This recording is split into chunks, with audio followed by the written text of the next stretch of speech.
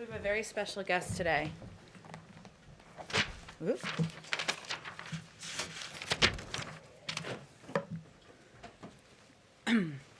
Since his inauguration, President Biden has put diplomacy at the center of United States foreign policy, grounding our international engagement in American values, rebuilding our alliances, and re-engaging with international institutions to help strengthen them. Obviously, part of his visit to the State Department is an emphasis on that. But to talk about the president's visit to the State Department today, as well as the executive actions he will sign on re-engaging the world with diplomacy, we're excited to welcome National Security Advisor Jake Sullivan to the briefing room.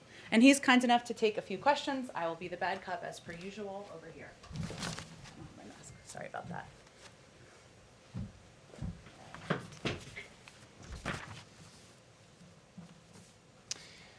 Hi, everybody. It's great to have the opportunity to be here. As Jen just mentioned, President Biden is going to be going over to the State Department to give remarks on foreign policy and national security today.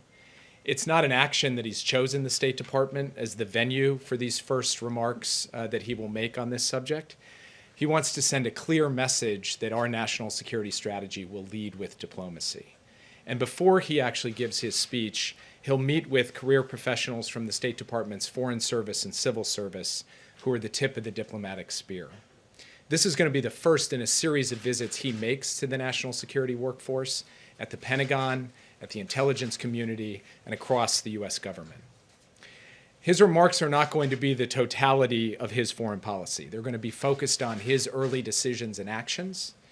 And those early moves, the core strategic thrust of them is to establish a position of strength for the United States to be able to deal with both great power competition and the transnational threats that the American people face. So establishing this position of strength involves 5 major lines of effort. 1, investments at home to shore up our country's foundations. And the American Recovery Plan in that regard is not just a matter of economic policy, it's a matter of national security strategy as well. 2, revitalizing America's alliances. The president has spoken with key allies in both Europe and Asia. Just last night, he had the opportunity to speak with both the president of the Republic of Korea and the Prime Minister of Australia. And the national security team is working now with those allies to build out an ambitious agenda.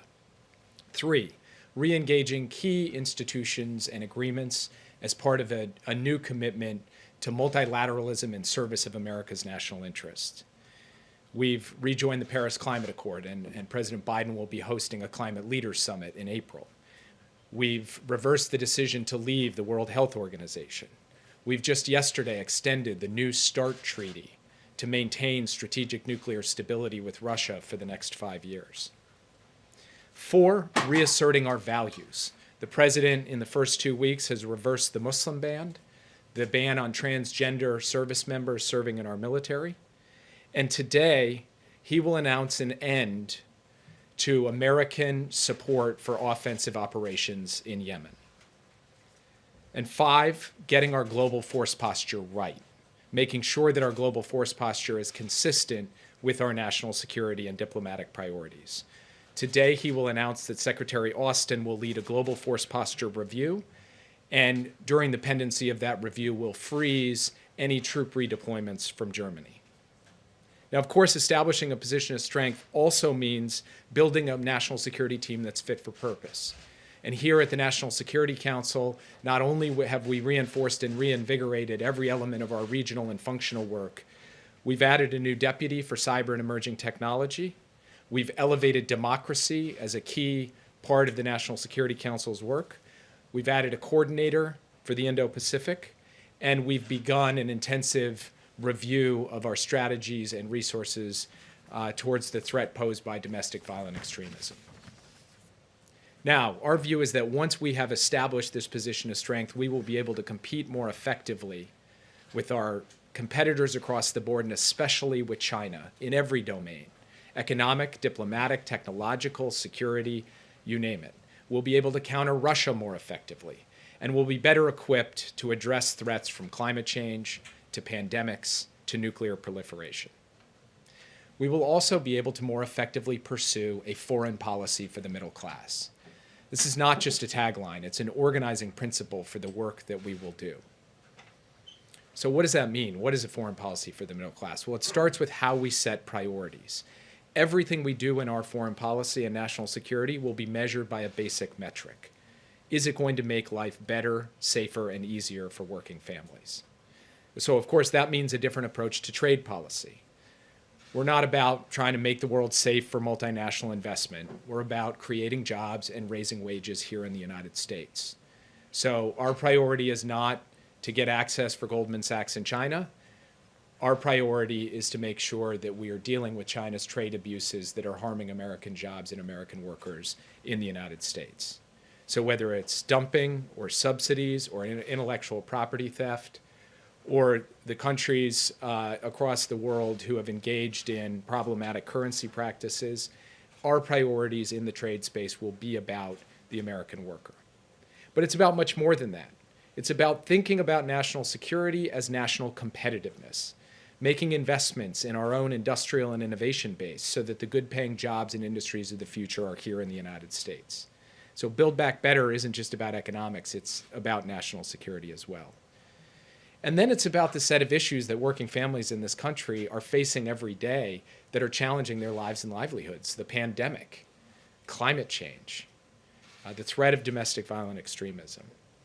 And so from our perspective, putting the middle class and working people at the center of our foreign policy isn't just good from a strategic perspective, it's just good common sense and good, decent values as well.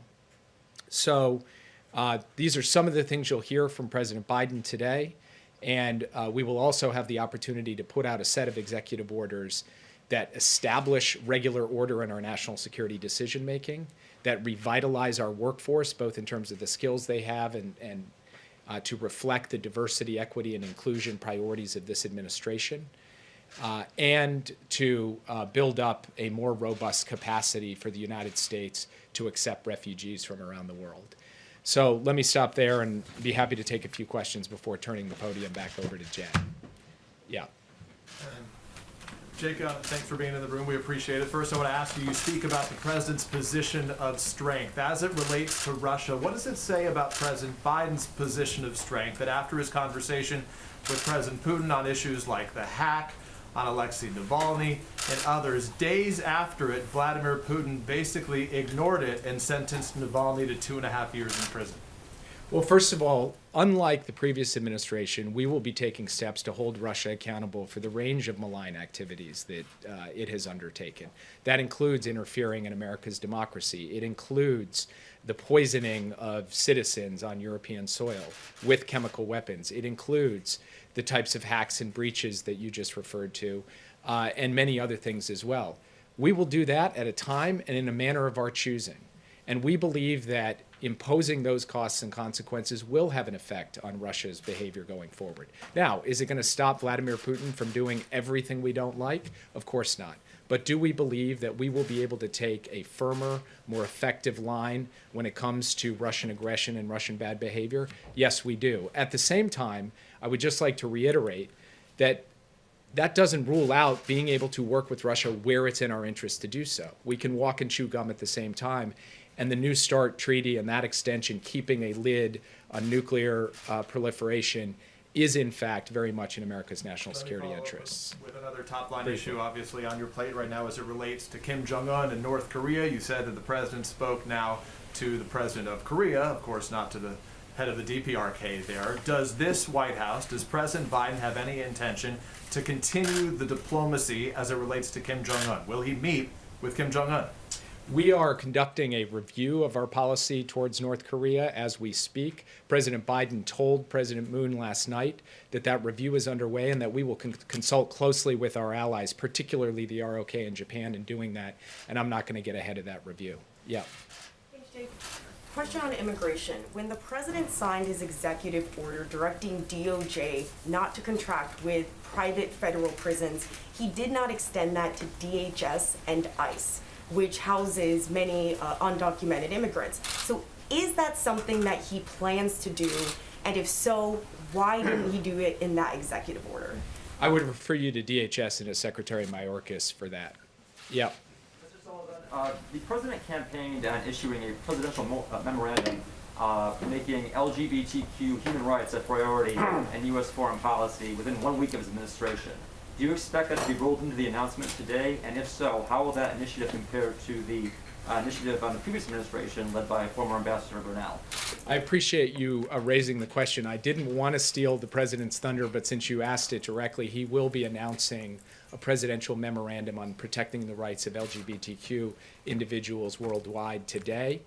That will be part of his remarks at the State Department, and it reflects his deep commitment to these issues, both here in the United States and everywhere around the world. And the United States will speak out and act on behalf of these rights as we go. Yes. Thank you so much. Just picking up on Peter's question on speaking from a position of strength, I want to talk about sanctions on Myanmar. Does the fact that we have Republican lawmakers who support the claim that the election was stolen, some potentially having ties to extremist groups who stormed the Capitol, does it make the job of the administration's foreign policy team more difficult to punish countries like Myanmar on the grounds of violations of democracy and rule of law? On the one hand, pulling our country together, revitalizing our own democratic foundation, building more unity, as President Biden has talked about, that will be an important part of us operating effectively in the world. But when it comes to Burma specifically, this is an area where there is genuine bipartisan agreement. President Biden in his remarks today will talk about some of the outreach he has done to Republicans on the issue, and we believe we can work with the Congress on a package of sanctions to impose consequences in response to this coup. We will also be working with allies and partners around the world. Yeah. I just wanted to follow up quickly on Burma. The top generals there have already been sanctioned under the Magnitsky Act, and the State Department has said that the administration wants to avoid any action that could, negatively impact the Burmese people. So what options specifically in terms of sanctions is the administration considering, and does it include declaring like a new national emergency via an executive order to impose sanctions on more generals or the military or government as a whole? Without getting too far ahead of ourselves, we are reviewing the possibility of a new executive order, and we are also looking at specific targeted sanctions, both on individuals and on entities controlled by the military that enrich the military. So we believe we have plenty of space to be able to find the types of sanctions targets necessary to sharpen the choice for the Burmese military. Yeah. On Monday, Iran proposed allowing the European Union to negotiate a simultaneous return to the Iran nuclear deal, the idea being, the U.S. drops sanctions in exchange for Iran coming into compliance. Is that proposal at all being considered? We are actively engaged with the European Union right now, particularly the three members of the P5+1, Germany, the UK, and France. We are talking to them at various levels of our government. Those consultations, I think, will produce a unified front when it comes to our strategy towards Iran and towards dealing with diplomacy around the nuclear file, and I just don't want to get ahead of where that's going to end up. You can take one or two more here. Close your eyes at the top. Yeah. Hi. Will the president announce that he's naming a new envoy for Yemen when he's at the State Department this afternoon? Yes, he will. As I said in my remarks today, he is going to announce an end to American support for offensive operations in Yemen.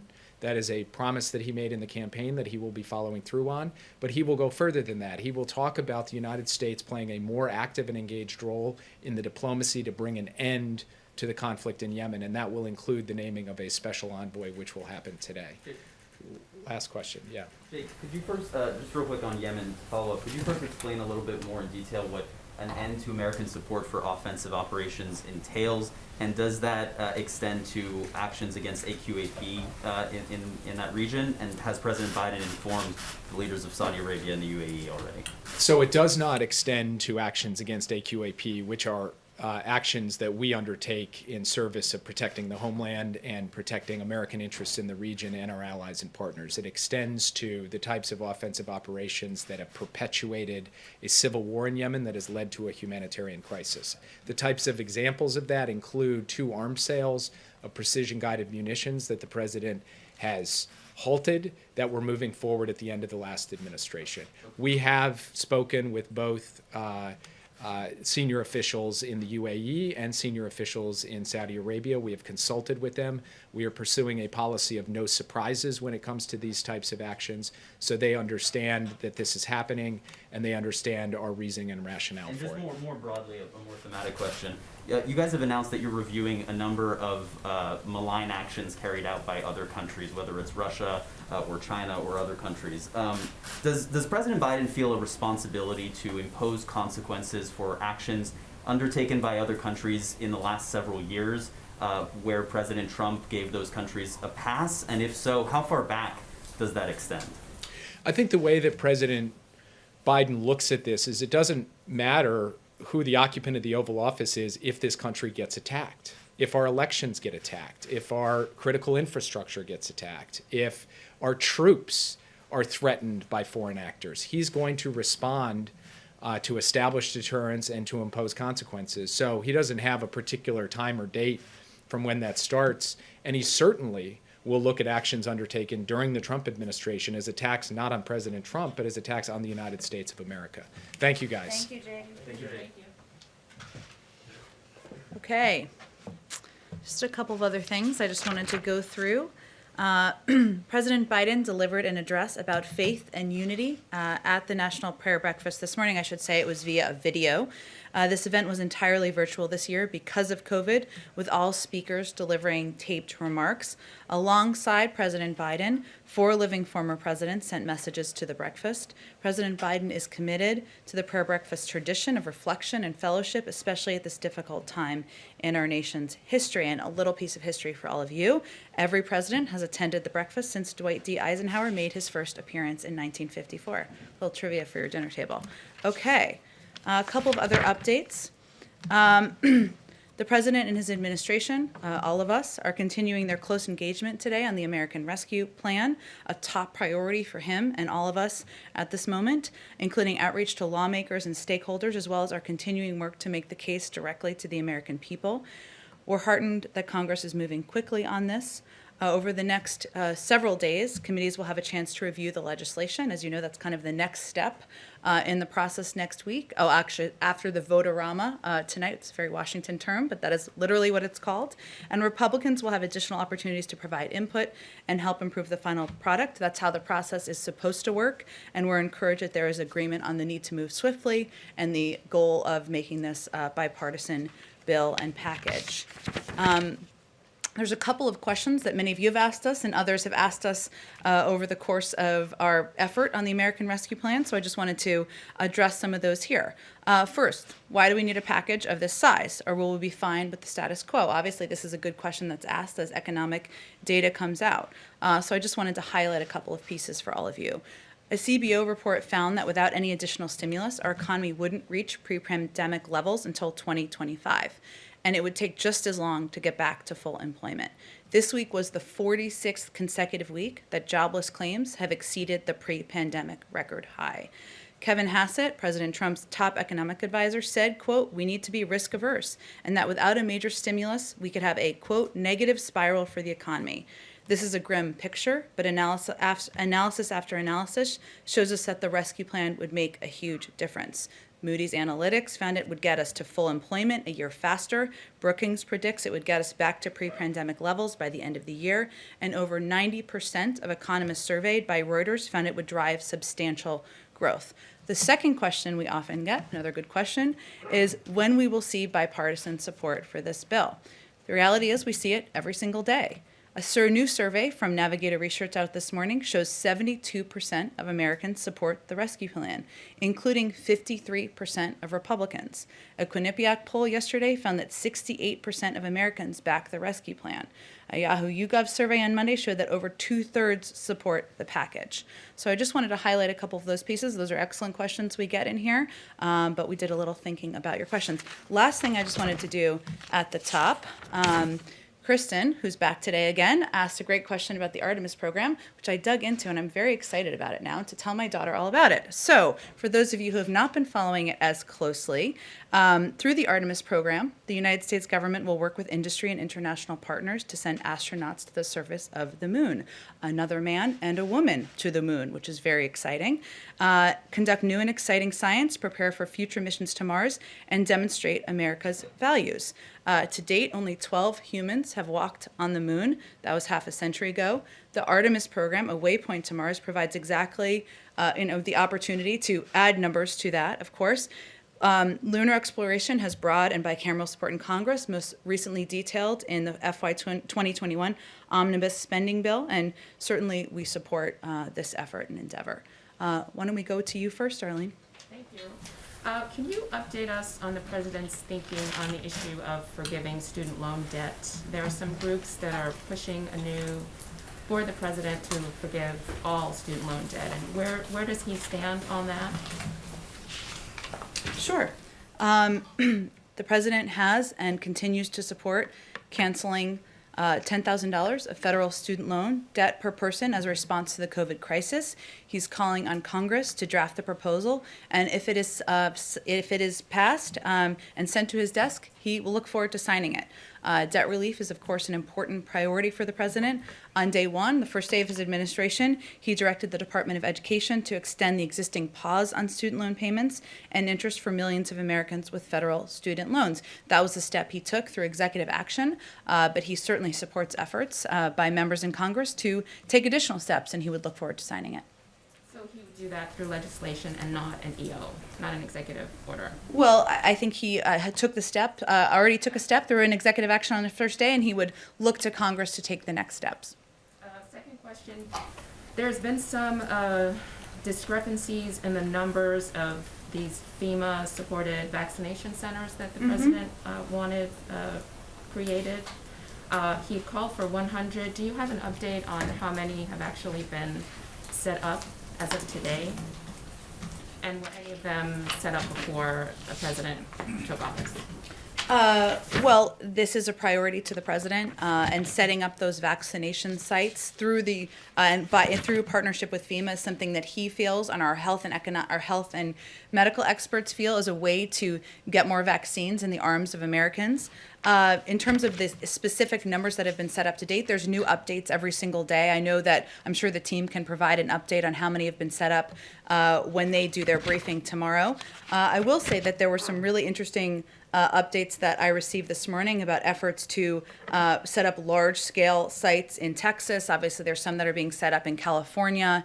They're looking for a space where they can have great capacity to bring people in and vaccinate as many people as possible. But it's ongoing, and I'm sure the health team will be able to provide an update on the specific numbers. Go ahead. Thank you. I just wanted to ask if President Biden will sign the refugee executive order today, and then a follow-up on that. The president is certainly committed to looking for ways to ensure more refugees are welcomed into the United States. It's a priority to him personally, but I don't expect him to sign a specific executive order today. Do you expect him to announce his intent to raise the cap for the fiscal year for refugees to like a prorated annual 125,000, which would be around, I guess, 80,000 for the year? I think New York Times reported that. I expect him to talk about his commitment to refugees, but I'm not going to get ahead of any other specific announcements he'll make in the speech. You guessed there's been good reporting, as Jake confirmed a lot of pieces. Go ahead, Mario. Thanks, Jen. Has the president been briefed yet from Secretary Yellen's meeting this morning with financial regulators over market volatility like GameStop? And is he expecting her to deliver potential options to address that? I would send you to the Department of Treasury. Obviously, they oversaw the meeting. I'm not even sure what time it took place. I would defer to them on that and any specific details they want to read out from it. Go ahead, Jeremy. Jen, one of the biggest criticisms of President Trump's approach to handling the coronavirus was that the administration didn't provide clear guidance to states about when they should shut down, when they should reopen. Dr. Vivek Murthy back in November talked about a national alert system that would be needed.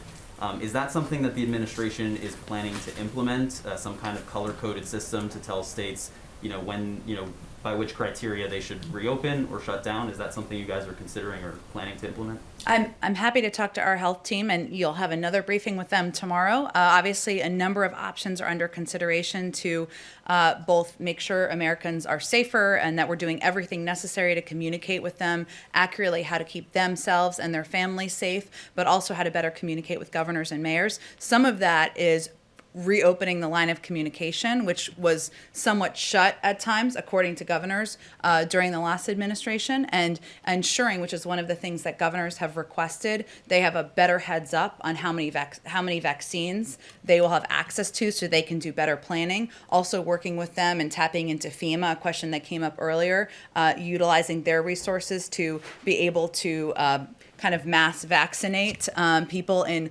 larger locations. So those are a lot of the ways that we're implementing it to date. There are a range of options on the table, but I don't have any updates on an alert system. For a national alert system. I don't have any update on it. But again, you'll have an opportunity to talk to our health team tomorrow, and that's a good question to ask them. Secondly, American Airlines and United Airlines are planning to furlough about 27,000 employees by the end of next month as their federal payroll aid runs out. Does President Biden support giving those airlines more financial aid, and does he support including that in this coronavirus relief package? I think the president's priorities are already in the package, and they are focused on ensuring there's funding to get vaccines in the arms of Americans, funding to reopen schools, ensuring that the 1 in 7 Americans families who can't put food on the table is worried about that, is able to do that. As you know, there's a process that will be ongoing on Capitol Hill over the course of the next days and through the course of next week, where there will be amendments put forward to work on committees. But I think the priorities of the president are already in the bill. And just a foreign policy question. Avril Haines made clear that she would absolutely comply with the law requiring the intelligence community to provide Congress with a declassified report on who was responsible for the death of the journalist Jamal Khashoggi. When can we expect to see that? And is President Biden considering sanctioning Saudi Arabia for that murder of Jamal Khashoggi? Well, as you noted, that review would come out of the intelligence community, and it will be released on the timeline of when it's completed, and we certainly would never take a step to expedite or change the timeline that works best for them. And then, as Jake also noted, there's an ongoing review of a range of our foreign policy, our national security policies, certainly including in terms of our relationship with Saudi Arabia, but I don't have anything to preview for you at this point in time. Go ahead, Peter. Jen, as it relates to COVID relief, you said the president wants to take care of people that need the help the most. Obviously, a lot of Americans right now say that they need help. So how do you determine who needs help and who doesn't? Where do you draw that line? Well, again, Peter, I think what we're hoping to do through the package is provide assistance to Americans who are struggling to make ends meet at this moment in time. And you're right, there's a large swath of Americans who are struggling through this moment in time because they fear about their health, the health of their grandparents, of their cousins, of their parents, and also people who worry about their kids going back to school and their desire to get their kids back in school and continue learning. The package itself, again, is of course a priority of the president. It is not the end of our work or the end of his efforts to help bring relief to the American public. It is a first step, as he noted, I should say. He's also going to talk about his Build Back Better agenda in the coming months, and that's something that will certainly build on this as well. So then, I guess, how soon, for the Americans who are listening to every word that's here, how soon should they expect that relief to come? And can you guarantee that it's going to be there before the March 14 deadline when unemployment insurance, for example, expires? You're right, and that's something that we're very mindful of here. The president's mindful of, the vice president's mindful of, our economic team is certainly mindful of, Peter, and that's one of the reasons why the president has been so firm in his insistence that the $1,400 checks remain intact and that they go out to the American people. There's a process underway in Congress. Next week, the committees will be doing the work that they should be doing, that they do through the budget reconciliation process. We have been very clear about our own view of the urgency here, and we're hopeful that, and we're confident that Congress shares our view of that. The president talks about bipartisanship. He's met with Senate Republicans, then Senate Democrats, then spoke to House Democrats. When is he going to meet with or speak to House Republicans? He's every single day. He is meeting with members of both parties, engaging with members of both parties. That work is not done, but I don't have a meeting to announce for you here So to be today. clear, though, has he spoken or has he met with Kevin McCarthy yet, the leader of the? I don't have any calls to read out for you. Our team remains in touch, again, with Democrats and Republicans, members of our economic team, members of our political teams. We are certainly engaged with all offices that have an interest in engaging with us. Last question, if I can. Hunter Biden has a memoir to be published in April.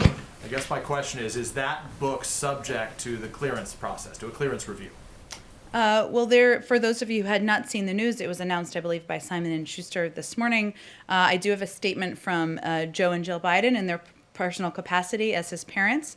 We admire our son Hunter's strength and courage to talk openly about his addiction so that others might see themselves in his journey and find hope. This is a personal book about his own personal journey, and I will leave it at that. Go ahead. Jen, can you give us a sense of the scope and scale of U.S. commitment to COVAX? Beyond the $4 billion that have been approved by Congress for Gavi, the Vaccine Alliance, in December, I believe, will there be additional funding for COVAX? We have reiterated our commitment to COVAX. I don't have any additional funding, though, to announce today. Okay, so can you also just comment on the administration position on the vaccine diplomacy that's being employed by China as well as India? Tell me a little bit more about what you're looking for. So what's the administration's position on countries like China and India, who is essentially using vaccine to buy influence to improve diplomatic ties with other countries? What's the administration's position on that?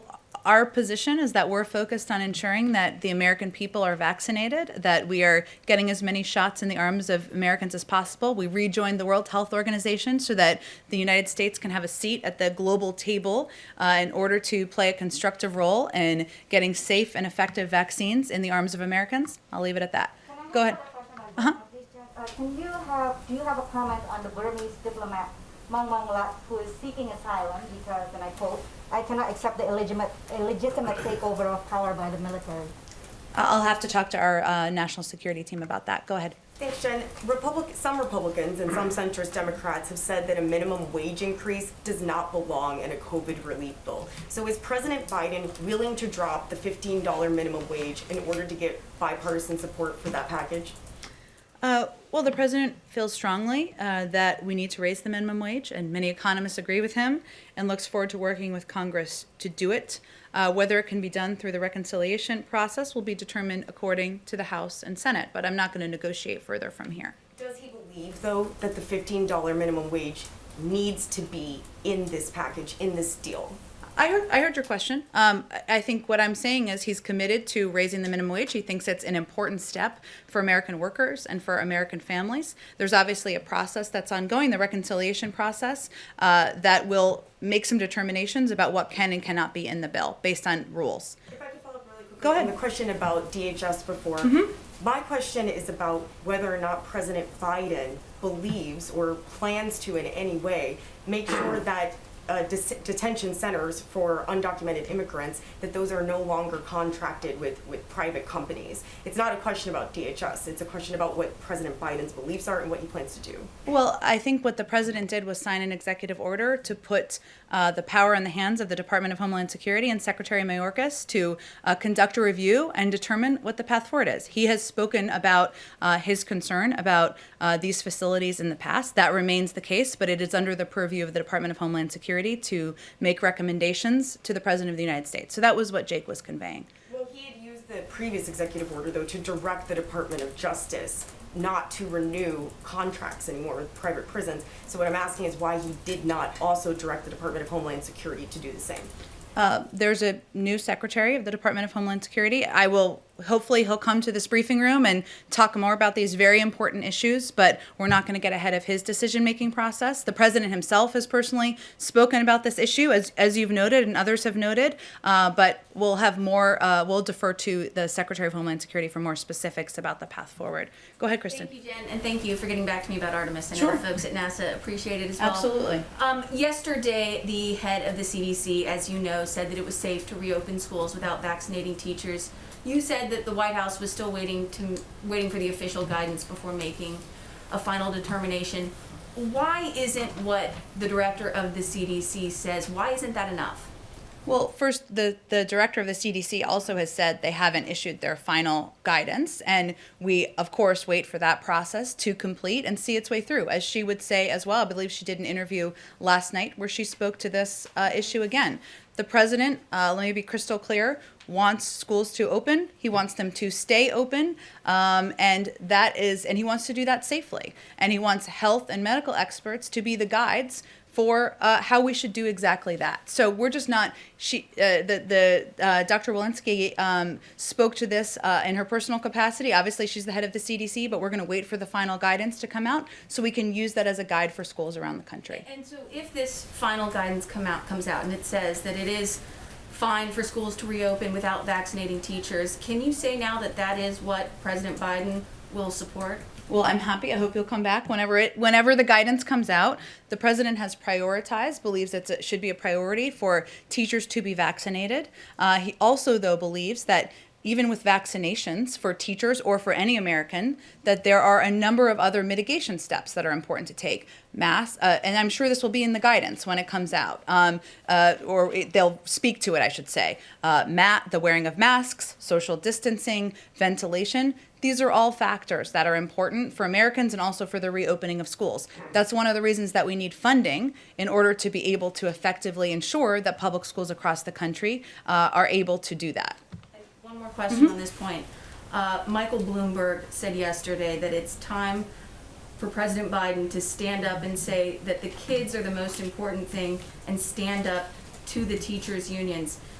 If it comes down to a binary choice, and there's no indication that the teachers' union in Chicago or San Francisco are willing to budge at this point, if it comes down to a binary choice, who would the president choose, the kids or the teachers? I think that's a little bit unfair how you pose that question, but I will say the president believes schools should be open. Teachers want schools to be open. Families want schools to be open, but we want to do it safely. And I'm not sure that any parent in this country would disagree with wanting their kids to go to school in a safe environment where there's ventilation, where proper precautions are taken, whether it's masks or social distancing, and that's his priority. But there should be no confusion. The President of the United States wants schools to open. He wants them to stay open, and that is key too. He doesn't want them to be open for a month. That's disruptive for teachers, for students, for families. So he wants the proper steps to be taken so that they can reopen and stay open. Go ahead. One quick one on China. A State Department spokesman said on Wednesday that the United States was deeply disturbed by reports of systematic rape and sexual abuse against women in internment camps for ethnic Uyghurs and other Muslims in China's Xinjiang region, and that there must be serious consequences for atrocities committed there. And I wondered if you could say anything about what serious consequences are currently under consideration. I don't think I can get ahead of the president or, frankly, the Secretary of State. We certainly, of course, agree with that, those comments and statements from the State Department, but I don't have anything to preview for you in terms of specific actions. Go ahead. Has the president used the Defense Production Act to boost production of vaccines or vaccine equipment? And if not yet, why not? So we talked about this a little bit yesterday, but I know it's a popular and good question. So DPA ratings, which you're probably familiar with, but everybody may not be, which kind of gives an assessment of what stock and supply is available, is something that we use as a guide, and they're in place to give us a sense of relevant items available. The president invoked the Defense Production Act because he wanted to have the capacity, or wanted his team to have the capacity to address shortfalls when needed, and we are constantly monitoring that. So all options are on the table in terms of how we would use the Defense Production Act and what we would use it to help produce in terms of relevant equipment or resources. I expect we'll have more of an update, maybe even as soon as tomorrow, on how specifically we're planning to use it. So, I mean, obviously you're tracking where the shortfalls are. You have not seen the need to formally push forward with it yet at this point. Well, I think I would say that, one, there are ongoing conversations with companies and manufacturers about capacity and what steps could be taken. And as I mentioned, the ratings, because we assess when there are needs, right? When we assess when there are needs to produce syringes or masks or things along those lines, and then we can act very quickly. But again, there's a briefing from our COVID team tomorrow, and hopefully they'll have more to say on exactly this topic. Go ahead in the back. Hi, Jen. Thanks. I just wanted to clarify some questions on energy sector. Sure. In light of the cancellation of the Keystone Pipeline, Just wondering what the fate are of other proposed projects, including if the president supports Governor Whitmer's calls to scrap a pipeline that cuts through Michigan, powers up the Great Lakes and into Ontario. Does he support her calls to cancel that? I have not talked to our climate team about specifically that pipeline. Of course, I think we've noted that a number are under review, but I will see if there's an update on that particular pipeline. President Trump also approved permits that would carry oil from the Canadian territories into Alaska. Is that under review, or? I think, again, all of these pipelines are a part of what our climate team is looking at and assessing. I haven't seen another update from them on an additional step, but I will see if there are any updates to report back to them. Finally, on his call with the President, Canadian Prime Minister Justin Trudeau requested Canada be exempt from Buy American provisions. Has the President made a decision on whether Canada would be exempted? I don't think we have any update on that particular question. Go ahead. Jen, today's print cooler. I'm going to ask a question for Sure. on behalf of myself and on behalf of my colleague who can't be here because Okay. of COVID restrictions. Clearly, on LGBTQ issues, the president is ready to make good on his promises. Over the course of the campaign, with the 2 executive orders he signed in the first days of office relating to non-discrimination and the transgender military ban, and just moments ago we had Jake Sullivan say the president's going to sign a memorandum for LGBTQ human rights worldwide. However, the cornerstone of the president's promise to the LGBTQ community was the Equality Act, which would be legislation to expand the prohibition on anti-LGBTQ discrimination.